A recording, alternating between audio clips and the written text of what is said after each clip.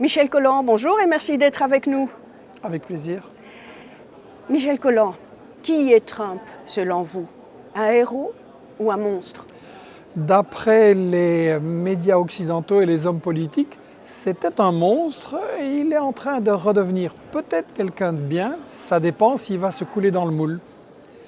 C'était un monstre parce que, si vous vous souvenez, dans sa campagne électorale, il a vraiment craché dans la soupe. Il a dit des choses qui contredisaient tout ce qu'on nous répète en Occident, politique et médias, depuis 20 ou 30 ans.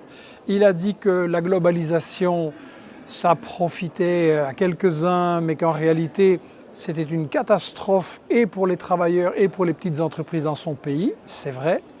Il a dit qu'on avait eu tort de faire la guerre contre l'Irak, la Yougoslavie, la Libye, la Syrie et que ça provoquait des catastrophes. C'est vrai. Il a dit que les médias faisaient partie du système, je pense aux grands médias des États-Unis, et qu'il ne fallait pas leur faire confiance. Toutes ces choses-là, nous les disons depuis 20 ans et nous sommes ostracisés, blacklistés, diabolisés. Donc il a craché dans la soupe, quelque part c'est utile. Après, quel est son véritable programme, ça... C'est la question suivante que j'allais vous poser. Quelle est sa vision du monde? Alors, contrairement à ce qu'on a dit, c'est pas quelqu'un qui improvise, qui est incompétent, qui n'a pas de vision. Il y a une vision, simplement elle est différente de celle de Obama, Clinton et de tous les présidents des États-Unis depuis très longtemps. La vision, c'est que justement la globalisation qui était censée, comme disait Kissinger, profiter aux États-Unis, leur permettre de garder leur hégémonie, leur domination mondiale, s'est retournée contre les États-Unis. Pourquoi ? Parce que les Chinois ont utilisé la même arme du libre-échange, du libre-commerce, pour gagner la bataille. Et donc, les États-Unis, ça n'a pas commencé avec les Chinois, ils étaient déjà en déclin depuis les années 70-80, avec les Japonais qui ont commencé à liquider toute une série de secteurs de l'industrie des États-Unis.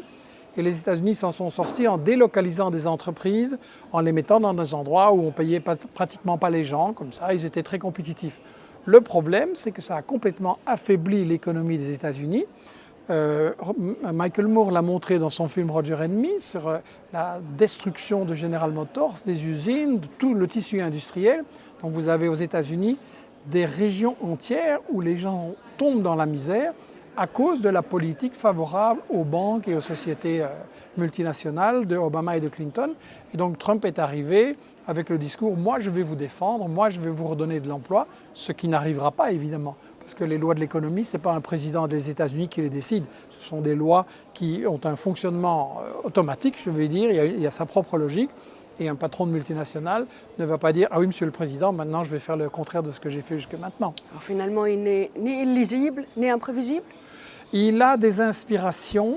Ce ne sont pas les inspirations classiques, notamment de M. Brzezinski, qui disait qu'il faut attaquer la Russie et la Chine, c'est la clé pour garder la domination des États-Unis sur le monde. Et il disait la clé, c'est l'Eurasie, Europe, Asie, c'est là que sont les richesses, c'est là qu'est la population, c'est là qu'est l'avenir de l'économie mondiale. Brzezinski le disait il y a 20 ans, maintenant on le voit.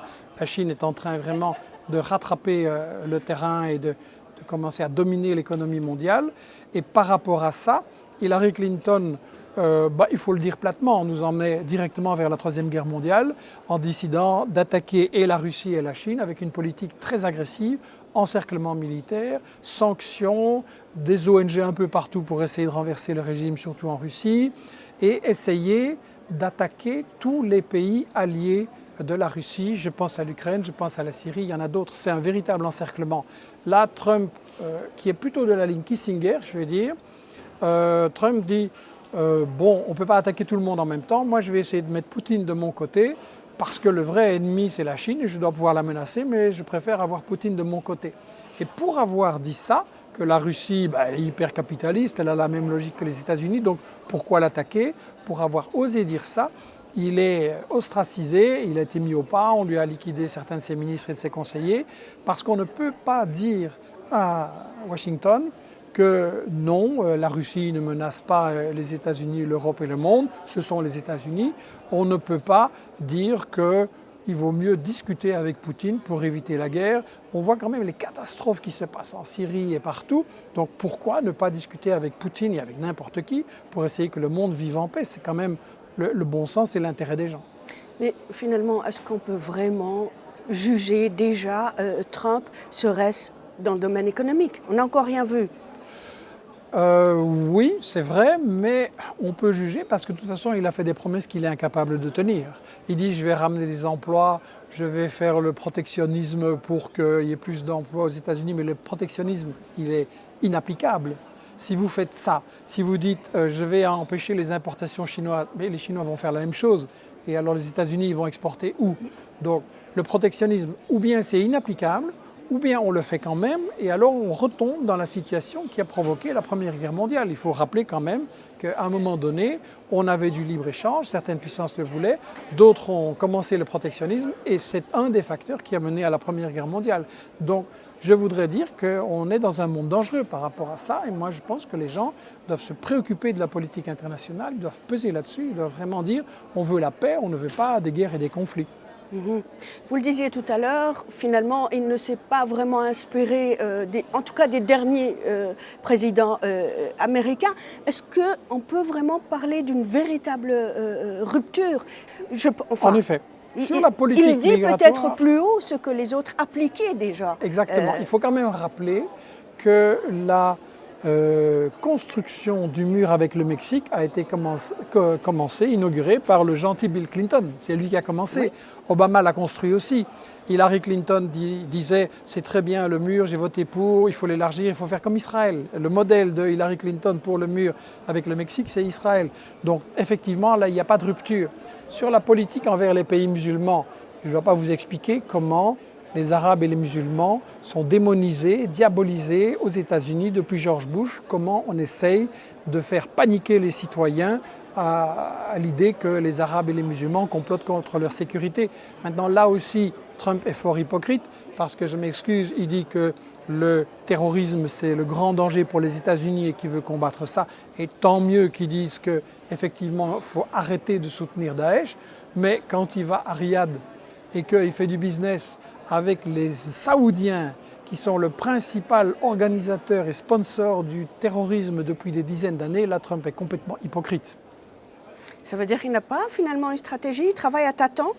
Je ne dirais pas ça. Je pense que, un, c'est un homme d'affaires, il essaye de faire du business, y compris pour lui-même. Deux, vous devez distinguer ce que Trump pense, ce qu'il dit, ce qu'il va faire. Je crois qu'il faut distinguer 4 choses. Un, qu'est-ce que Trump a dit pendant la campagne électorale pour se faire élire? 2, ce qu'il pense lui-même, ce n'est pas la même chose. 3, ce qu'on pense dans son administration, composée de courants divers et qui ne s'aiment pas. Et 4, qu'est-ce que l'élite des États-Unis, je pense aux multinationales, je pense à la CIA, je pense aux grands médias, qu'est-ce que cette élite va lui laisser faire? Et actuellement, il est clair qu'il y a une bagarre. Comme je le disais au début, il a craché dans la soupe et ça, on ne veut pas. À Washington, on veut absolument qu'il soit très hostile contre la Russie. C'est bon pour les industries de l'armement, c'est bon pour toute une série de business qui ont besoin d'une agressivité et éventuellement d'une guerre contre la Russie. Donc Trump, c'est vrai qu'il faut voir comment ça va se passer, mais en fait c'est une lutte entre l'élite et les vrais décideurs et un président. Moi, vous savez, j'ai toujours dit dans un livre déjà il y a quelques années, le président des États-Unis, c'est un employé. On s'imagine que c'est l'homme le plus puissant du monde qui fait tout ce qu'il veut. Non. Et le cas de Trump le voit bien, il a été ramené dans le rang. S'il n'est pas ramené dans le rang, il va être destitué. Vous venez d'éditer un nouveau livre, Le Monde selon Trump. Oui. Et vous dites notamment que ce livre répond à un défi et apporte aussi des clés. Alors, quel est ce défi et quelles sont ces clés? Le défi, c'est de comprendre ce qui se passe aux États-Unis, dans la relation États-Unis-Europe et aussi Russie-Chine, parce que sincèrement, les médias dominants ne l'expliquent pas. On parle de son caractère, on met en avant des détails. Et le fond du problème, qui est les États-Unis sont dans une crise économique profonde. Ils sont également dans une crise de leur stratégie pour dominer le monde qui a échoué. Ils sont confrontés à la Chine, ils sont confrontés à la montée des volontés d'indépendance partout dans le monde. Ça n'est pas expliqué dans les médias. Donc c'est le défi de ce bouquin. Les éditions Investis-Action ont comme objectif d'apporter des livres qui permettent aux gens, dans un vocabulaire, dans un langage extrêmement simple, parce que je maintiens que ces problèmes ne sont pas compliqués, d'apporter les clés pour comprendre ce qui va se passer. Et comme je le disais, c'est très important parce que nous devons peser contre les va-t-en-guerre, nous devons peser pour l'avènement d'un monde multipolaire où il n'y aura plus un gendarme qui va terroriser et décider il faut mettre tel pouvoir là et là dans tel et tel pays. Moi, je suis totalement contre ça. Je pense que chaque pays doit pouvoir décider de son destin. Le gendarme mondial, c'est fini. Et je pense qu'il faut vraiment peser pour qu'il y ait la reconstruction d'un mouvement anti-guerre. Vous savez, dans les années 60-70, on a eu un mouvement international en Europe et partout qui s'est développé pour la solidarité avec le Vietnam. Ça a puissamment aidé la résistance, ça a obligé les États-Unis à rentrer à la maison. Ensuite, quand les États-Unis ont attaqué Bush, il y a eu des manifestations avec des millions de gens dans le monde entier.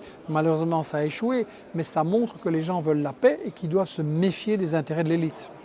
Par rapport au monde arabo-musulman, qu'il s'agisse d'un seul gendarme, en l'occurrence les États-Unis, ou un monde bipolaire avec la Russie pour contrebalancer, est-ce qu'il ne faut pas dire que ça ne servirait à rien pour ces pays-là, hein, parce que la Russie n'est pas pour autant pro-musulmane ou pro-arabe? Mais la question ici n'est pas de savoir si on approuve tout ce qui se passe et ce qui se dit en Russie. Je suis pour un monde multipolaire, je vais vous dire pourquoi. Parce que si vous avez une puissance qui domine le monde et qui peut décider qu'est-ce qui va être fait par les pays, les puissances moyennes et faibles, c'est vraiment très intimidant. Ces pays ne sont pas libres de choisir leur destin. Je pense à l'Amérique latine, vous avez le Venezuela, vous avez la Bolivie, l'Équateur, Nicaragua, toute une série de pays qui essayent de suivre leur propre voie. En Afrique aussi, il y a des pays qui veulent se libérer. Il est bon pour ces pays-là qu'il n'y ait pas un seul partenaire obligatoire qui les tient en main et qu'ils puissent s'adresser à des alternatives. Le commerce avec la Chine, par exemple, est plus équitable et plus correct pour beaucoup de pays du Sud que ce que les États-Unis ou les multinationales européennes veulent imposer. Donc si moi je pense qu'un monde multipolaire, ce n'est pas idéal, beaucoup de problèmes restent à résoudre, mais justement, ça donnera plus d'espace au peuple pour décider comment ils veulent résoudre ces problèmes-là. Au peuple et au peuple musulman singulièrement, comment expliquez-vous la haine obsessionnelle de Trump par rapport aux musulmans? Il y a aux États-Unis un courant profond et puissant de racisme. Il faut quand même rappeler le Ku Klux Klan, l'assassinat de Martin Luther King, l'islamophobie, c'est assez fondamental. Michael Moore a montré dans un autre film, Bowling for Columbine, comment aux États-Unis, Bush et les médias avaient vraiment surfé sur la peur. Il fallait insuffler la panique envers les musulmans. Vous savez, quand vous avez un pouvoir qui promet le bien-être aux gens et leur apporte la pauvreté, il faut bien trouver un bouc émissaire, il faut bien diviser. Alors c'est les Mexicains, c'est les Noirs et c'est les musulmans. Et donc les musulmans, ça a un avantage en plus, c'est que comme on fait à tout bout de champ des guerres et des agressions, des coups d'État au Moyen-Orient, il faut dépeindre effectivement les musulmans comme des gens dangereux, dont il faut se méfier, à qui il va falloir serrer la vis.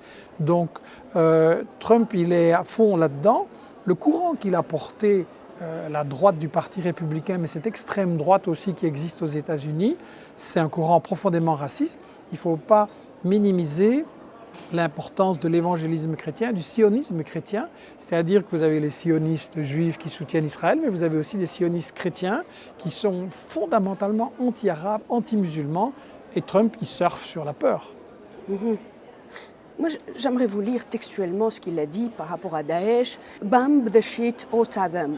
En français, bien leur bombarder la gueule, je bombarderai ces abrutis, j'exploserai les pipelines, les raffineries, j'exploserai chaque centimètre carré, il ne resterait rien et que toutes les options sont envisagées, même une frappe nucléaire. Est-ce qu'on peut craindre le pire avec Donald Trump ou est-ce que là aussi c'est du blabla? C'est clair que derrière Trump, le complexe militaro-industriel, les industries de l'armement, la CIA, toute une série de multinationales qui ne voient d'issue pour se sauver qu'une politique violente de domination mondiale, oui, le danger existe. Il faut faire la part entre les déclarations de Trump pour se faire élire, qui sont effectivement extrêmement brutales, xénophobes et violentes. Et ce qu'il compte vraiment faire, je crois qu'il a une certaine conscience du déclin des États-Unis et que tout ne sera pas possible, j'ai l'impression. Mais il ne faut pas minimiser. Obama, le gentil président, il a tué des dizaines de milliers de musulmans avec ses drones, hein, et la presse n'en a absolument pas parlé. Donc il a fait mieux que Bush. Donc je crois qu'il ne faut pas trop personnaliser la politique des États-Unis, et ce n'est pas une question de personne, est une politique impériale, une politique de terreur, et c'est une politique effectivement qui emploie des moyens extrêmement violents. Irak, Yougoslavie, Libye, Syrie, c'est pas Trump qui a inventé ça. On a l'impression que vous essayez de chercher des vertus à Donald Trump. Non, je veux pas de... Non, pour moi c'est un bandit. Dans le livre, j'explique que c'est l'homme qui a constitué le gouvernement le plus riche des États-Unis. Il va évidemment servir ses copains milliardaires, il va se servir lui-même. Il excite la haine, je l'ai dit, contre les latinos, contre les noirs, contre les musulmans. Donc c'est le contraire de tout ce que je pense. Ce que je n'aime pas, c'est l'hypocrisie maintenant, et particulièrement en Europe, où on vient nous dire « Ah, Trump c'est un dégueulasse, mais avant ils étaient si bien et si gentils ». Non, c'était exactement des guerriers, mais beaucoup plus hypocrites encore. Quelle place il a réservée à Israël dans la région ? Ben, là aussi, ça vous montre que ce n'est pas un novateur, parce que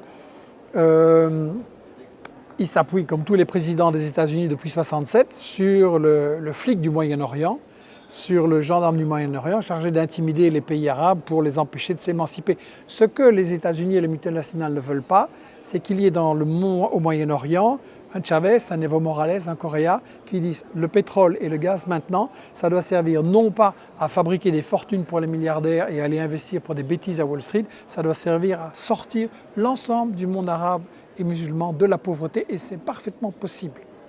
Michel Colland, je vous ai laissé le meilleur pour la fin. Ce sont des questions qui émanent des téléspectateurs de notre chaîne. Je vous donne la question, donc c'est à vous de la lire et de répondre. Bien. Je vais sortir mes armes parce que je n'ai plus l'âge de lire ça sans lunettes.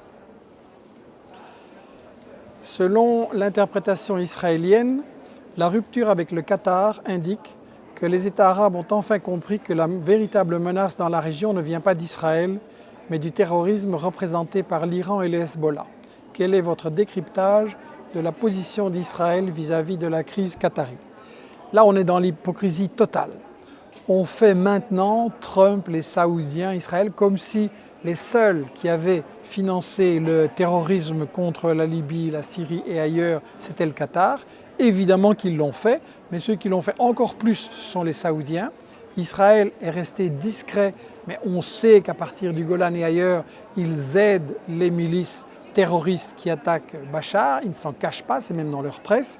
Et l'hypocrisie, elle vise aussi les États-Unis et la France. Il faut quand même rappeler que Fabius a déclaré, pas lui-même que Al-Nosra faisait du bon boulot, mais que tous ses copains pensaient qu'Al-Nosra faisait du bon boulot, et il a développé un message où les gens comprenaient très bien que Al-Qaïda, finalement, c'était bien utile.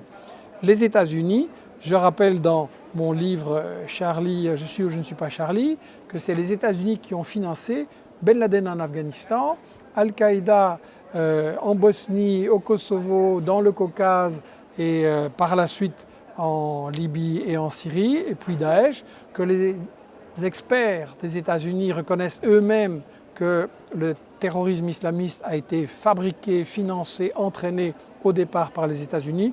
Donc on est dans l'hypocrisie totale.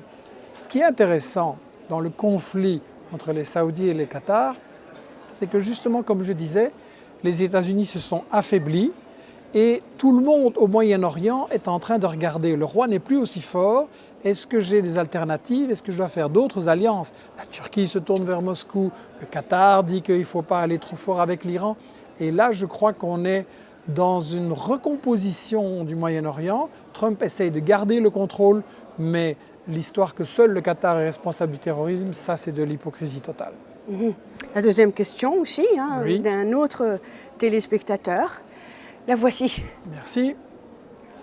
Comme vous le savez, M. Colland, le ministre israélien, a affirmé sa détermination pour la création d'une coalition contre le terrorisme, la célèbre OTAN arabe, sous commandement saoudien et avec un contrôle militaire et logistique israélien et états-unien.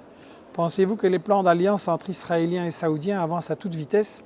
Et si ces plans se concrétisent, que va advenir de la région? C'est effectivement le prolongement de ce qu'on vient de voir.